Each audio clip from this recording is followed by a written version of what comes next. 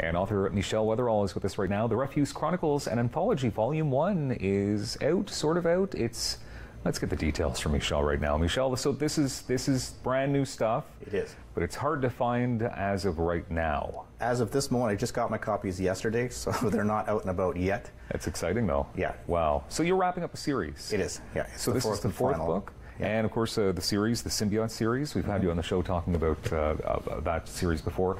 Ottawa-based? Yes. And how long have you been writing at this point? You know, I get asked that question a lot. It's difficult officially, about 3 years, but it began in a desk drawer about 25 years ago, so it's a long process. So 25 years ago you started this, and then, I mean, you put it aside for a while, and then we came back to it. You came back to it 3 years ago thinking, this is, it's been in my heart for some time, and we need to finish this up.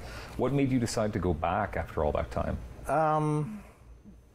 It was something I wanted to do for a while. I had a couple of plotline hang-ups in it anyway, but the interesting thing was that the original concept was always a trilogy, 1, 2, and 3, which is what it is. Now, the fourth one is kind of out of the left wing. But what's cool about it was, because the story arc in the trilogy is so large, there was a lot of secondary and incidental characters that we don't really find out what happens to them, and that's about the end of it. Within the last 2 years, I got a lot of emails from fans asking about, what about so-and-so, what about all these other characters that we never find out about. And I came up with the idea of doing the Refuse Chronicles as a wrap-up, and originally it was supposed to be vignettes. And what it's ended up becoming now, it's 17 short stories or novelettes. They're freestanding. You can read them in almost any sequence you want, but they all do tie in together to wrap up the entire series.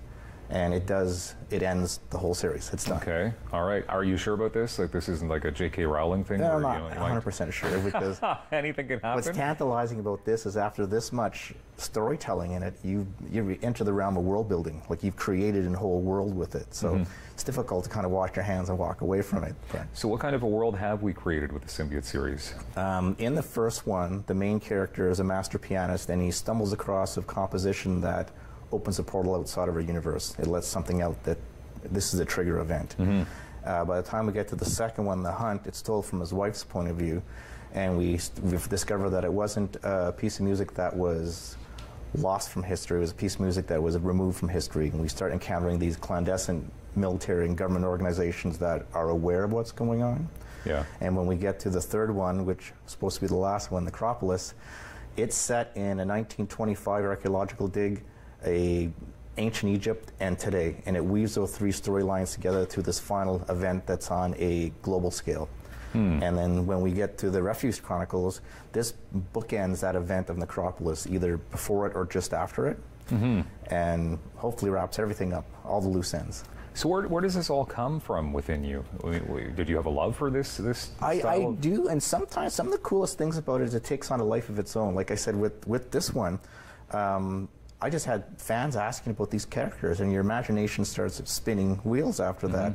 One of the other parts that's really cool in this is there is a villain in this book unlike anything else in the other ones, and she began as just a short little snippet in the story, and she kind of took on a life of her own and became this monstrously huge event that is throughout the whole book. And I'd love to say credit for it, but in a way it kind of grows itself. You know, these characters find their own life, and I think that's really, really cool. So Necropolis, I mean, you were on the show promoting this not too long ago. So we're talking, this was pretty quick turnaround. About a year. It took me about a year to write it. Wow. That's pretty impressive, though. As far as authors are concerned, because they usually sit on stuff for not 25 years like you did in the early days, but about a year to get this onto... get it out, published. Incredible. Congratulations. Thank you. So, I mean, what is ahead for you then? Because you're obviously, you still have writing in your heart. You don't want this to be the last one. I have an idea of one. I want to do a new series. I'm kind of not sure of the title yet, but it may be in the realm of Future Evers. And it deals with alternate universes or alternate realities. I'm playing with that. I've also been playing with an idea of stepping away from fiction into the genre of spirituality. I have a notebook, huge notebook, about 30 years of material I've collected or studied over the years, and I'm thinking of putting that together and putting it out. That's going to be a challenge because it's very different than writing fiction, but That's what I'm looking at. Huge audience for that, though. I hope so. All right. And you're going to be out and about over the next couple of months as well. So some of the key spots that we can find you? Actually, this will be available in September 9th. I'm on the Bywood Market. Okay. It's the authors market. Its local authors are there throughout the summer. On September 23rd, I'll be at Coles in Billings Bridge promoting the Refuse Chronicles. And then in October 28th, I will be at Chapters in Canada, doing the same thing. All right, so people can come out, grab a copy, say hello, and you can personalize it as well. For sure. Can we also talk about Uncontrolling Love? It's this book here under all these other books you managed to get published. We'll hold that up. It's an American theologian, Thomas J. Oord, it's about a third book in a series. And in this one, he had invited a handful of people from different backgrounds to submit essays on it. And one of my essays made it into his book. That's pretty cool. Yeah, it is pretty cool. It's really neat. You're really on your way here after 25 years. Overnight success, right? Let's go with that. Yeah, for sure. That's very incredible. Well, congratulations, and we look forward to being able to pick up the Refuse Chronicles all over the place very soon. Exact date you're hoping for it to be out? Officially, I don't know yet. Okay. It will be meandering its way out. So that's why people have to drop by these events that we can find if we search you out online, and then you'll have copies with you. For sure. This is cool. Very neat. Well, Michel Weatherall, thank you very much for being here today as always. It's always a pleasure. And we look forward to wrapping up the Symbiote-Series in a big way. You don't want to give us any spoilers right now on live TV, do you? No, I don't. Probably not a good idea, yeah. Thank you very much, and continued success, of course. Thank you.